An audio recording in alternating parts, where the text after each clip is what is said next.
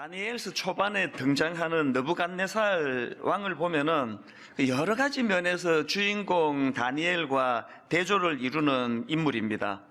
신앙적으로 보면은 이 느부갓네살 왕이 가진 치명적인 문제가 있는데 그게 뭐냐 하니까 우리가 앞에서 살펴봤지만 그 느부갓네살 왕은 그 하나님의 역사하심을 생생하게 눈으로 목도하고 경험했고요. 또 그걸 또 자기가 입으로 그거를 고백하면서 그 하나님의 위대하심을 굉장히 그 강한 의조로 선포하는 것들이 그 몇 번 나오는 걸 우리가 이미 살펴봤습니다. 예를 들면은 그 다니엘서 1장에서 예루살렘을 공격하고는 이제 그 하나님을 조롱하는 거 아닙니까? 성전 기물 일부를 약탈해가지고 자기가 믿는 신의 신전 창고에 가두어서 그 하나님을 조롱하는 짓을 저질렀던 인물이 느부갓네살인데요. 2장으로 들어가서 이제 자기가 꾼 꿈의 그 문제로 마음이 번민하고 그 불면이 찾아오고 그렇게 괴로워하던 때에 하나님께서 다니엘을 통하여서 그 꿈을 풀이해 주시고 하나님의 능력을 이제 느부갓네살이 경험을 하니까 그가 어떤 고백을 합니까? 2장 47절 왕이 대답하여 다니엘에게 이르되 너희 하나님은 참으로 모든 신의 신이시요 모든 왕의 주제시로다. 하나님을 조롱하면서 하나님의 성물을 자기들이 믿는 신의 그 신전 창고에 집어 던지던 이런 태도와는 완전히 달라진 모습 아닙니까? 우리 생각에는 이제 하나님의 그 놀라우신 능력을 이제 경험했으면 막 인생이 확 바뀔 것 같은데요. 그렇게 2장 말미에서 그런 하나님의 놀라우심을 입술로 고백해 놓고는 바로 그 다음 나오는 3장 1절에 보니까 어이없는 모습이 나옵니다. 느부갓네살 왕이 금으로 신상을 만들었으니 높이는 60규빗이요 너비는 6규빗이라 이것을 바벨론 지방의 두라 평지에 세웠더라. 지금 바로 직전에서 하나님은 모든 신들의 신이시고 모든 왕의 주제시라고 고백을 했는데 자기 꿈에서 봤던 그 신상보다 더 화려하고 더 어마어마한 크기의 금신상을 만들어가지고 모든 백성들이 여기에 절하지 않으면 가만두지 않겠다는 이런 어이없는 명령을 내리는 게 느부갓네살이에요. 이런 갈짓자 그름은 3장에서도 똑같이 반복이 됩니다. 느부갓네살이 그 3장에서도 하나님의 일하심을 경험하고는 하나님을 찬양합니다. 3장 28절 느부갓네살이 말하여 이르되 사드락과 메삭과 아벳느고의 하나님을 찬송할지로다. 그 다음 29절 그러므로 내가 이제 조서를 내리노니 각 백성과 각 나라와 각 언어를 말하는 자가 모두 사드락과 메삭과 아벳느고의 하나님께 경솔히 말하거든 그 몸을 쪼개고 그 집을 거름더미로 삼을지니 이는 이같이 사람을 구원할 다른 신이 없음이니라 하더라. 뭐 어마어마한 변신 아닙니까? 이제 진짜 이제 하나님의 사람이 됐구나 싶은데요. 이제 우리가 이제 다음 시간에 배우게 될 그 4장 후반부로 들어가면은 교만이 머리 꼭대기까지 올라가가지고 짐승처럼 그 하나님의 징계를 받는 그런 모습을 보이는 게 이게 또 느부갓네살이에요. 오늘 그 본문만 봐도 하나도 달라진 게 없다는 걸 알 수가 있는데요. 이미 2장에서 이제 느부갓네살이 그 꿈의 문제 때문에 그렇게 괴로워하고 불면의 그런 시간을 보내고 했는데 2장에서 하나님이 그 꿈을 보여주시고 풀이해 주시고 이런 역사를 경험을 했는데 4장에서 또 비슷한 그런 꿈 때문에 이제 괴로운 시간을 가지는데 2장에서 그런 일을 경험했으면 이제 4장에서는 그 대처도 좀 다르고 뭐 달라야 되는데 하나도 달라진 게 없습니다. 자, 본문 4절 5절을 보십시오. 나 느부갓네살이 내 집에 편히 있으며 내 궁에서 평강할 때에 한 꿈을 꾸고 그로 말미암아 두려워하였으니 곧 내 침상에서 생각하는 것과 머릿속으로 받은 환상으로 말미암아 어떻게 됐습니까? 번민하였으노라. 달라진 게 하나도 없습니다. 그리고 또 그 문제를 풀어가는 방식도 하나도 바뀐 게 없습니다. 6절입니다. 이러므로 내가 명령을 내려 바벨론의 모든 지혜자들을 내 앞으로 불러다가 그 꿈의 해석을 내게 알게 하라 하였더라. 문제를 대하는 방식도 여전히 두려움이고 번뇌와 고뇌고 그 문제를 풀이하는 방식도 지금 하나도 바뀐 게 없습니다. 여러분, 이런 느부갓네살의 행동이 좀 이해가 잘 안 된다, 뭐 성경은 맨날 이렇게 믿기지 않는 걸로 가득 차 있다, 이렇게 생각하신다면 자기를 진짜 모르는 사람이에요. 이게 딱 오늘 저의 모습이고 여러분의 모습이라는 거 아십니까? 말씀의 은혜도 받아요. 때로는 눈물도 흘립니다. 마음의 감동도 받습니다. 그러나 근본적으로는 삶의 변화가 잘 안 일어납니다. 이게 느부갓네살하고 우리의 공통점 아닙니까? 제가 이 다니엘서를 읽으면서, 아니 어떻게 느부갓네살 왕은 그렇게 놀라운 하나님의 역사를 경험하고 체험하고 막 일시적으로 막 흥분해가지고 그 하나님을 찬양하고 그랬는데 도대체 왜 이렇게 사람이 이렇게 안 바뀌는가, 그거를 가지고 제가 묵상하다가 보니까요, 그게 그냥 우리 인간이 원래 그런 거예요. 그게 본질적으로 이 느부갓네살이 갖고 있는 문제가 두 가지가 있는데, 첫 번째 문제가 뭐냐 하면은요, 막 감정적으로는 흥분도 하고 막 일시적으로 막 그냥 동요도 되지만 근원적으로 그는 하나님의 주권을 인정하는 세계관이 자리 잡지 않은 인생이에요. 무슨 근거로 이렇게 말씀을 드릴 수 있는가 하면은, 그 앞에서 2장에서 다니엘을 향해 가지고 막 너희 하나님은 참으로 모든 신들의 신이시고 모든 왕의 주제시라 막 그런 고백을 했지만, 4장으로 넘어와서 오늘 본문에서 그 다니엘을 대하는 그의 모습을 한번 보시겠습니까? 자, 본문 4장 8절입니다. 그 후에 다니엘이 내 앞에 들어왔으니 그는 내 신의 이름을 따라 벨드사살이라 이름한 자요, 그의 안에는 거룩한 신들의 영이 있는 자라. 내가 그에게 꿈을 말하여 이르되, 또 9절, 박수장 벨드사살아. 여러분, 지난번에 말씀드렸지 않습니까? 벨드사살은 벨 신이여 나의 생명을 보호하소서, 그런 뜻이에요. 다니엘이라는 이름의 뜻은 하나님은 나의 심판자라는 뜻인데, 지금 강제로 창시 계명을 시킨 거 아닙니까? 그래서 다니엘이라는 이름을 부를 때마다 하나님은 나의 심판자라는 사실을 자각하지 못하고 벨드사사라 할 때 벨 신이 자기 생명을 보호하는 존재라는 것을 계속 주의시킴으로 말미암아 세뇌 교육을 시키려고 그렇게 창시 계명을 했다고 말씀드리지 않았습니까? 이게 지금 4장입니다.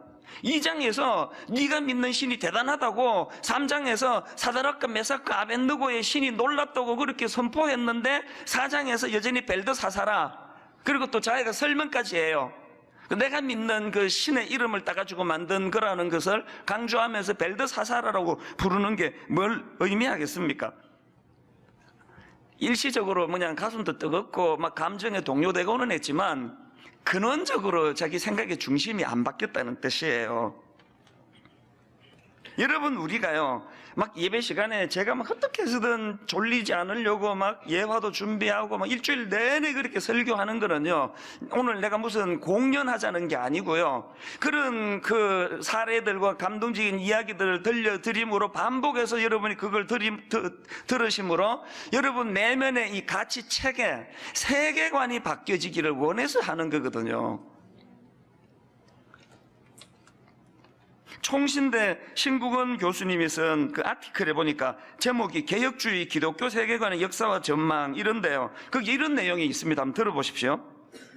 레슬린 유비긴의 말처럼 성경은 단지 바라보며 읽을 책이 아니라 그것을 통해 세상을 보아야 할 안경이다. 자, 다시 들어보세요. 성경은 단지 바라보며 읽을 책이 아니라 그것을 통해 세상을 보아야 할 안경이다. 그러면서 그 영어로 이분이 그 설명을 어떻게 붙였냐 하니까, 단지 바라보며 하고는 관로하고 look at 이렇게 그 영어를 단어를 거기다 썼고요. 그 다음에 그것을 통해 세상을 바라보아야 할 안경이다 하고는 관로해 놓고 look through 이런 그 표현을 썼더라고요.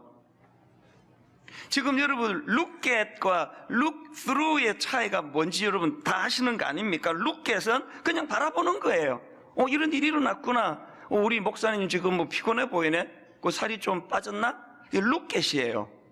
look through는 통하여 보는 거. 그래서 안경이라 그러잖아, 안경. 성경은 look at이 아니에요. 내가 뭐 2도겠다 3도겠다 그게 하나도 중요한 게 아니고요, 성경은 안경이에요. 이 성경은 또 창이에요. 이 성경을 통해서 내가 밖을 바라보는 거예요. 느부갓네살이 그렇게 많은 경험을 체험을 하고도 안 바뀌는 거, 여러분이 그렇게 수많은 은혜를 간접적으로 듣고 직접적으로 경험해도 잘 안 바뀌는 거, 여전히 성경을 룩겟 하고 있는 거 아닙니까? 룩겟.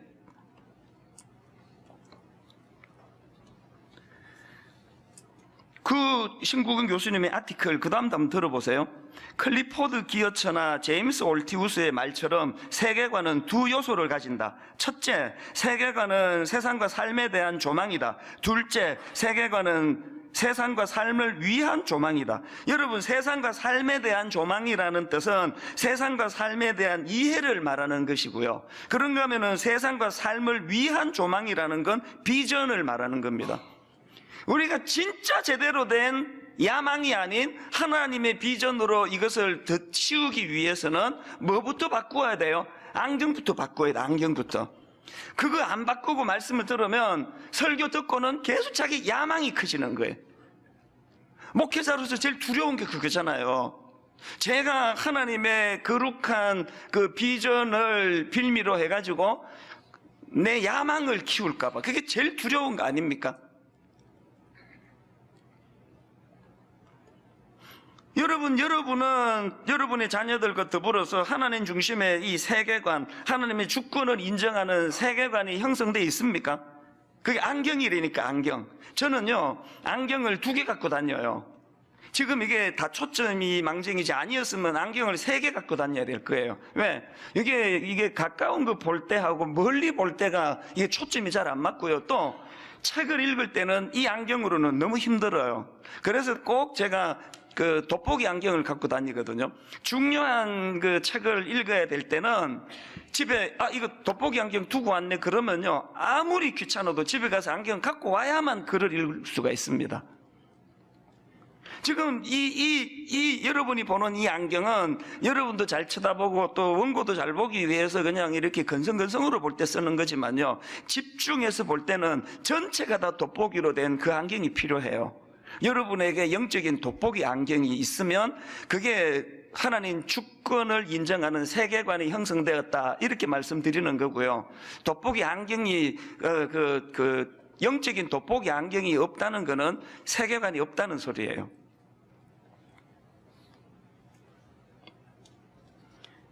느부갓네살에게는 없는데 다니엘에게 있는 것, 그게 안경이에요. 안경.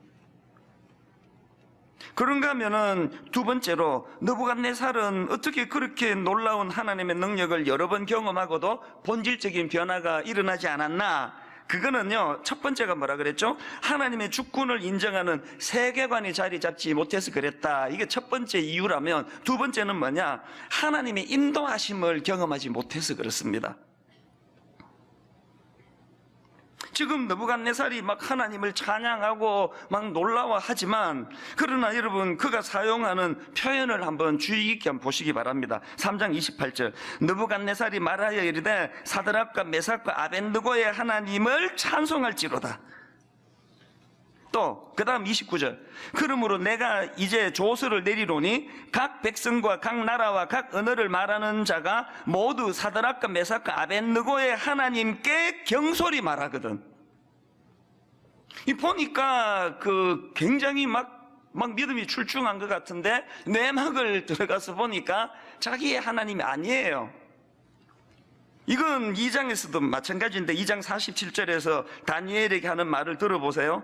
느부갓네살이 이렇게 말합니다. 왕이 대답하여 다니엘에게 이르되 너희 하나님은 참으로 모든 신들의 신이시요 모든 왕의 주제시로다. 느부갓네살이 아무리 하나님을 찬양하면 무슨 소용입니까? 사드락과 메삭과 아벳느고의 하나님인데, 아무리 오대지 예수 믿으면 무슨 소용이에요?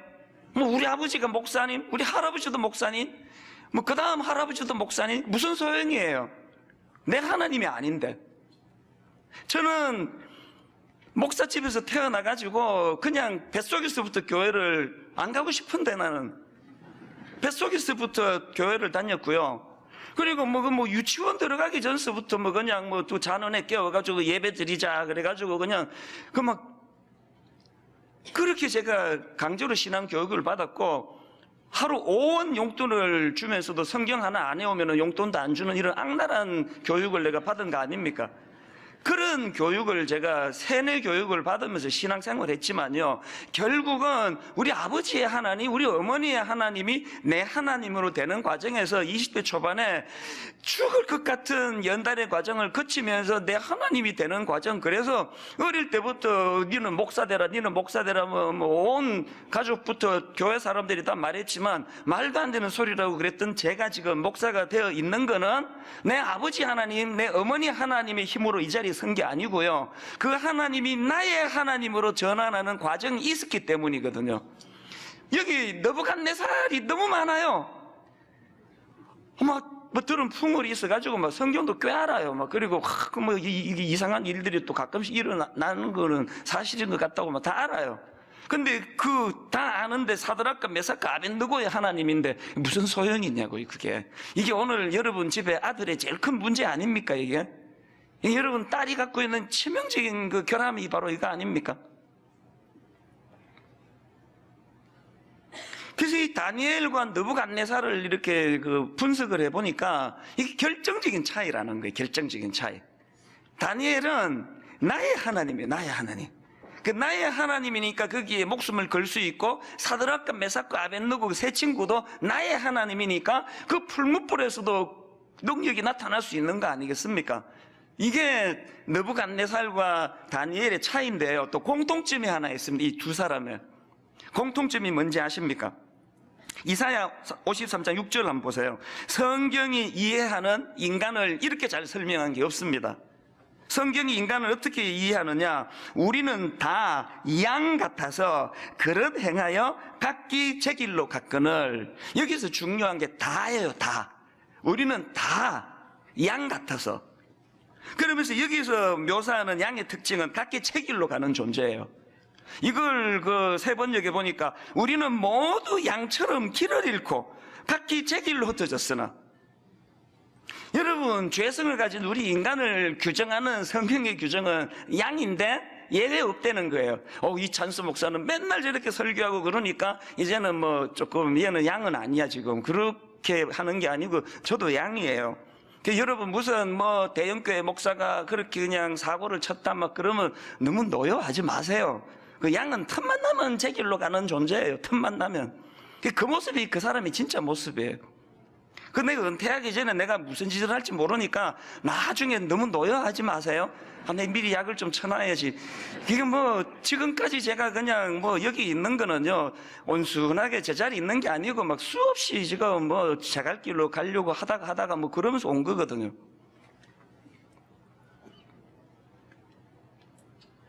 다니엘하고 느부갓네살의 공통점은 다 양이에요. 다니엘은 막 출중한 인격을 가지고 있고 느부갓네살은 미숙한 게 아니고요, 다 양이에요. 다 내버려두면 제갈길로 길 잃어버리는 거. 그런가 하면은 다니엘과 느부갓네살의 공통점이 뭐겠습니까? 그러면 이 다니엘과 느부갓네살의 차이점, 결정적인 차이점을 저는 시편 23편 1절에서 찾았습니다. 여호와는 나의 목자시니 내게 부족함이 없으리로다. 다니엘과 느부갓네살 다 양이에요. 내버려두면 혼미하고 내버려두면 헷갈리는 존재인데, 다니엘과 느부갓네살의 결정적인 차이는 다니엘에게는 그 양을 인도하는 목자가 있었고요, 느부갓네살에게는 목자가 없습니다. 그래서 제가 특세 때 말씀드렸잖아요. 꿈풀이 해라, 안 하면 죽이겠다 그럴 때 바로 자기 이야기를 안 해요. 시간 달라. 왜? 목자한테 물어봐야 되니까. 그 자기가 설명하면은 그 엉뚱한 그 헷갈리는 이야기 할 수밖에 없으니까. 그래서 저는 다윗과 느부갓네살의 결정적인 차이는 여호와가 나의 목자가 대신 목자가 인도하는 양이 다니엘이고요, 느부갓네살은 목자 없어 방황하는 양이에요. 이 차이예요. 그랬더니 이제 4절과 같은 놀라운 결과가 나타나는 거 아닙니까? 시편 23편 4절. 이거는 다윗의 노래이기도 하지만 이거는 다니엘의 노래이기도 합니다. 내가 사망의 엄침한 골짜기를 다닐지라도 해를 두려워하지 않을 것은 주께서 나와 함께 하심이라. 어떻게 함께 하시나? 주의 지팡이와 막대기가 나를 안위하시나이다. 다니엘서가 1장부터 끝장까지 이 4절 말씀 아닙니까? 이게 구현되는 거 아닙니까? 여러분 인생에 주의 지팡이와 막대기가 아니하고 있습니까? 뭐 난 자수성가, 뭐 누구도 나는 뭐 간섭할 수가 없고 나는 그런 간섭 안 받고도 난 잘하고 있다. 그분은 느부갓네살이에요. 느부갓네살도 그 주의 막대기와 지팡이 없이도 왕국을 이루고 나라를 점령하고 그 대단한 일을 한 게 또 느부갓네살 아니겠습니까? 제가 옥하는 목사님을 존경에 맞지 않는 거는 그분이 천사라서가 아니에요. 제가 30대 초반에 교육전사로 가서 10년 동안 가까이서 목사님을 지켜봤는데 여러분 그 30대 초반에 그 비판 정신이 왕성할 때 왜 흠잡을 게 안 보이겠습니까? 왜 못 찾아내겠냐고요. 또 목사님을 제가 뵈니까 이제 좀 교회 정치에 관심을 갖고 계시나? 이 불안한데? 그런 적이 왜 없었겠냐고요. 그러나 여러분, 옥하는 목사님을 내가 존경에 맞지 않는 거는 그분에게는 주의 지팡이와 막대기가 있더라는 게 무슨 뜻이에요? 절대로 이 선은 안 넘으시는 거예요, 절대로. 이 목소리 왜 저러시지? 저러시면 안 되는데? 만나는 사람들이 다 저런 정치하는 사람은 안 되는데? 그런데 보면은 어느 날 보면 또 제자리에 와 계시고 또 제자리에 와 계시고 그 은퇴하실 때까지 넘으면 안 되는 선을 안 넘으시더라고요. 그래서 존경이 가는 거예요. 왜? 옥하는 목사님은 그분 자체가 위대한 신이 아니라 그분은 한 양에 불과한 인생이지만 목자가 있는 양, 주의 지팡이와 막대기로 타덕타덕거려서 항상 그 선을 넘어가지 않는,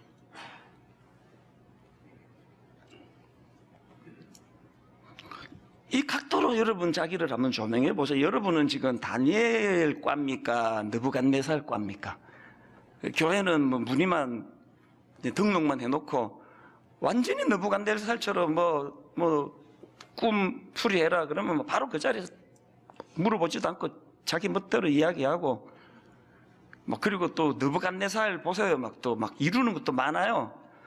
그렇게 맨날 다니엘처럼 주인 결제 받고 그러면 맨날 뒤처지잖아요. 여러분은 다니엘과입니까? 느부갓네살과입니까?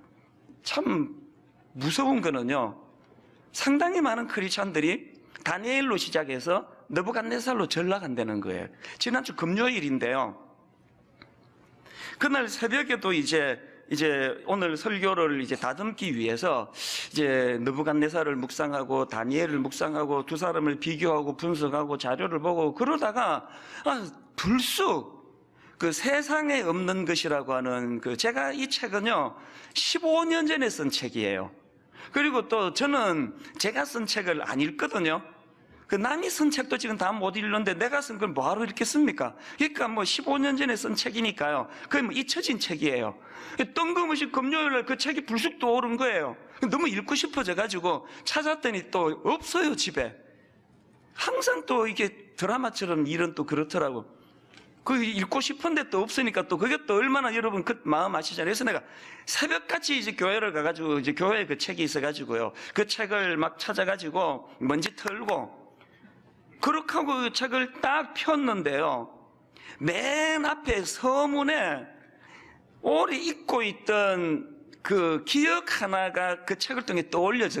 이것도 하나님의 주의 지팡이와 막대기구나 그런 생각을 했습니다.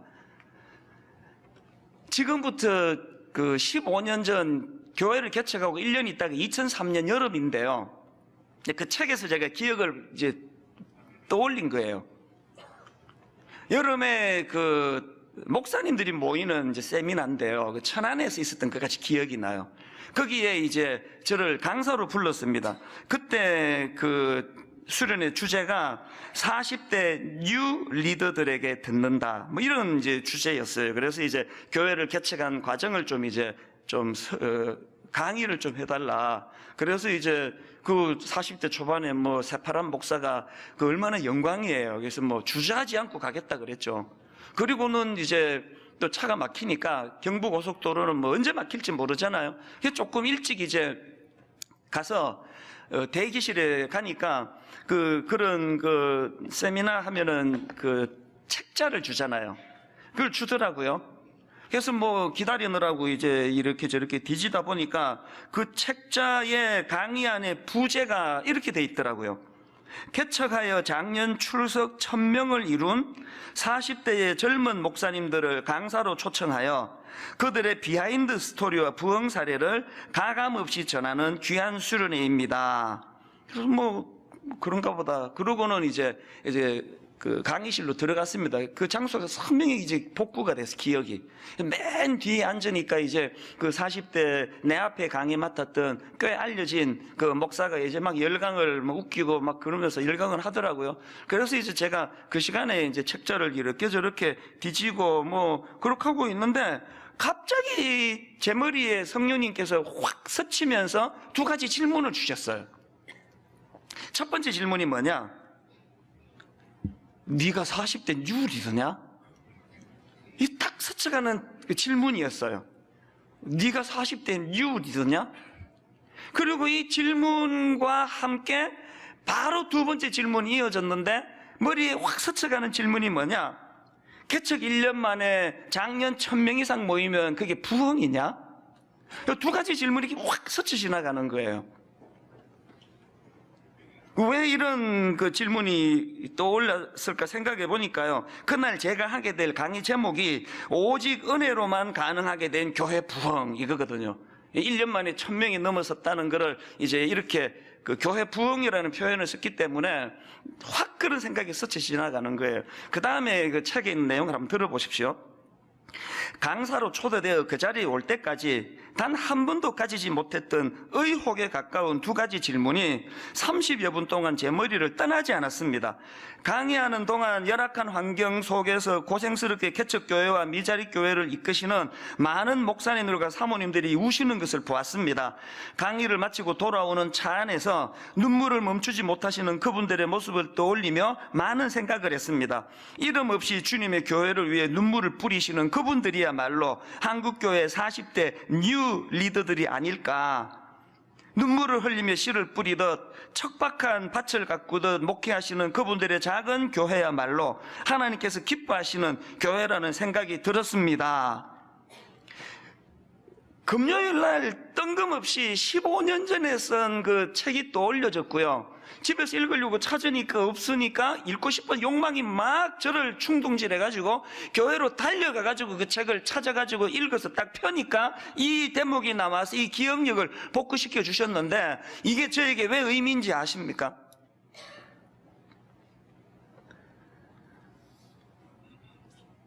느부갓네살이 그렇게 많은 하나님 은혜를 경험하고도 근원적으로 세계관이 바뀌지 않은 많은 이유 중에 하나가 뭔지 아세요? 그가 가진 게 너무 많은 거예요. 자랑거리가 너무 많은 거예요.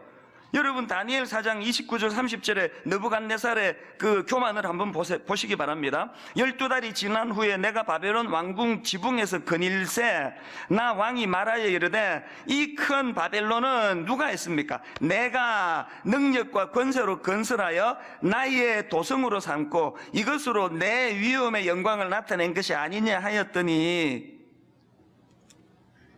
제가 어느 대목을 묵상하고 있었다고요? 금요일날 새벽에 꽤 많은 사람들이, 꽤 많은 교회가 다니엘로 시작해서 느부갓네살로 전락한다는 그 대목을 묵상하고 있었는데 왜 하나님은 15년 전에 잊혀졌던 그 기억을 떠올리게 하기 위하여 그 책을 펴게 하셨을까 생각해 보니까 네가 그 위험에 속해 있다는 그 경고를 주시기 위한 거 아니겠습니까? 느부갓네살이 왜 세계관이 바뀌기 어렵다고요?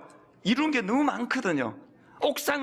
왕궁 옥상을 거닐다 보니까 자기가 한 것처럼 보이는 게 너무 많거든요. 금요일 아침에 내 마음에 두려움이 뭐였겠습니까? 오늘 분당 우리 교회도 겉으로 보기에 느부갓네살처럼 이룬 게 많은 교회가 돼버렸잖아요. 과장된 소문이 많이 나고 있잖아요. 굉장히 의시될 수 있는 요소들이 인간적인 교만이 자리 잡고 있는 부분이 또 실제로 그런 모습이 보이는 것도 사실이잖아요. 이게 뭘 하나님이 제게 경고하시는 걸까요? 너 자칫하면 여러분 그 15년 전에 그 뒤에 앉아 있는데 스치듯 마음에 성령님이 생각을 주시고 네가 40대 뉴 리더냐? 분당 우리 교회가 1년 만에 1000명 모았으면 그게 부흥이냐? 이런 질문이 있었다는 건 적어도 15년 전에는 그게 다니엘 쪽이었거든요. 저는 여러분들에게 저와 더불어 심각하게 하나님 앞에 근심하며 질문해야 될 게 이거라고 생각합니다. 여러분, 분명히 다니엘로 시작하셨거든요. 그래서 장로로 뽑아준 거 아니겠습니까? 다니엘도 아닌데 누가 그 권사 투표에 뽑아주겠냐고요.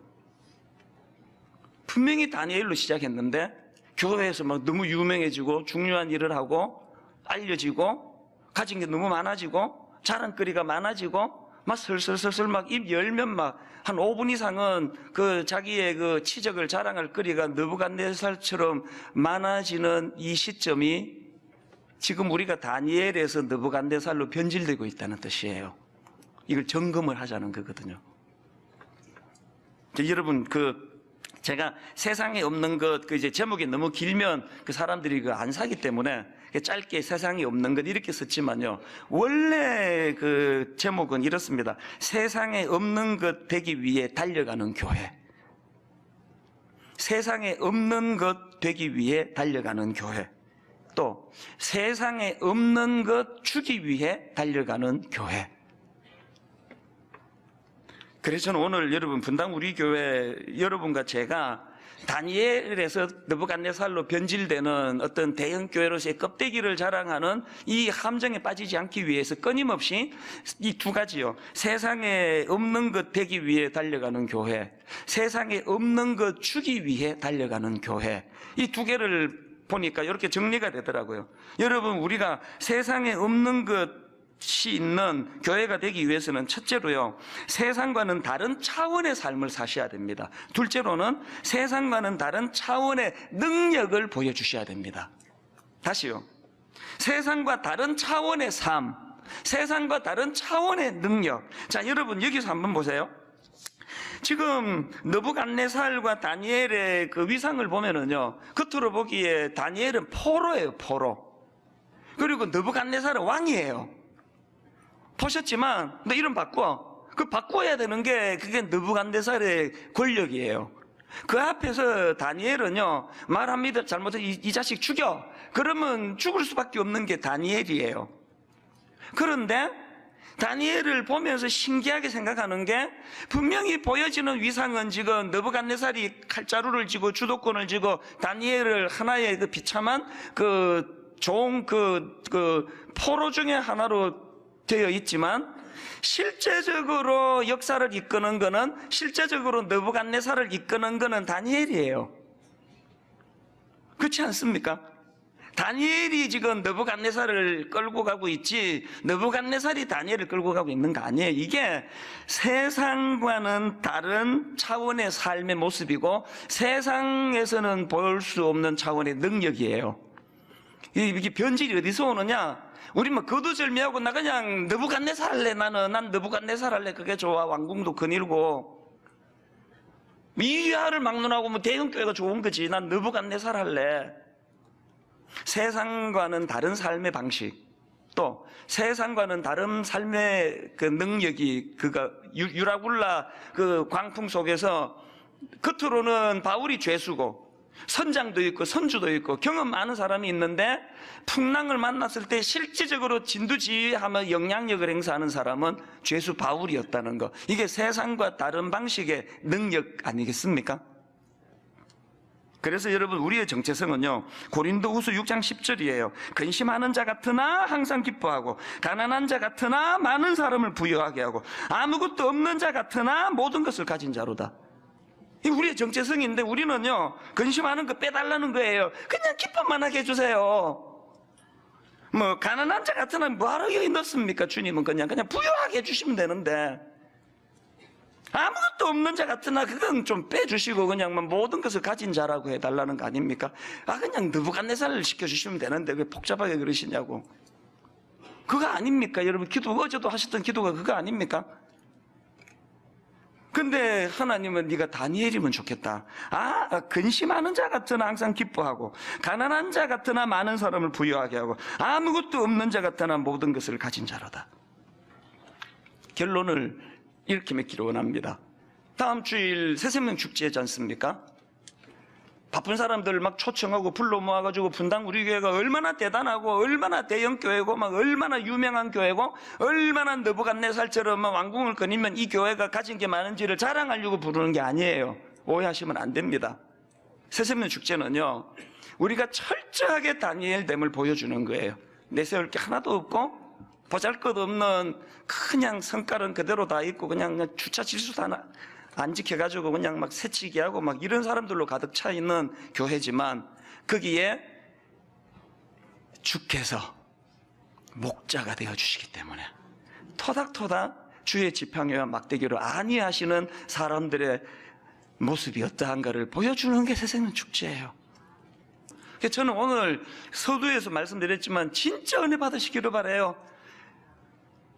다니엘이 하나님이었고 사드락과 메삭과 아벳느고의 하나님이었던 분들이 이게 나의 하나님으로 전환이 되고, 그걸 이제 한 주간 동안 옆에 분들에게 전해서 함께 새샘년 축제가 이루어지면, 거기에 또 그동안 그랬던 것처럼 이 생명이 살아나는 역사가 계속 일어날 줄로 믿습니다. 그래서 오늘 저는 원래 이제 저는 설교 뒷찬양은 좀 차분한 찬양하면서 저 설교를 생각도 하고 정리하라고 하는 의도인데요, 오늘은 막 정말 하나님의 활력을 좀 얻고 싶어서 이 찬양을 부르기를 원합니다. 다 아시죠? 주님의 영광 나타나셨네, 권능으로 임하셨네. 여호와가 나의 목자시고 그분의 지팡이와 막대기가 나를 안위하는데, 그 주님의 영광이 내 삶 속에서 나타나야 사드락과 메삭과 아벳느고의 하나님이 아니라 내 하나님이 되시는 거예요. 우리가 하나님 앞에 선포하면서 우리 기뻐하면서 우리 한번 찬양하기 원합니다. 우리 같이 한번 박수치면서 함께 찬양하기 원합니다. 주님의 영광 나타나셨네,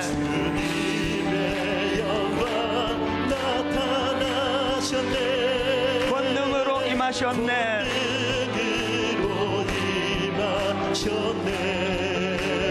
죽음에서 날 살리신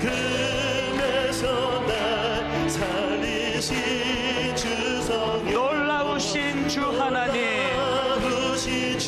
우리 다시 한번 선포하기 원합니다. 주님의 영광 나타나셨네,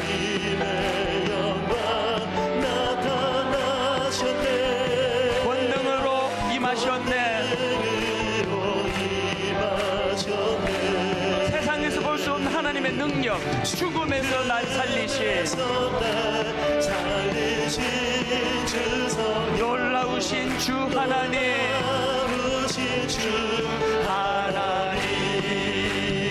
할렐루야. 주의 나라가 눈먼 자는 눈을 뜨며 할렐루야 임하소서. 저는 자는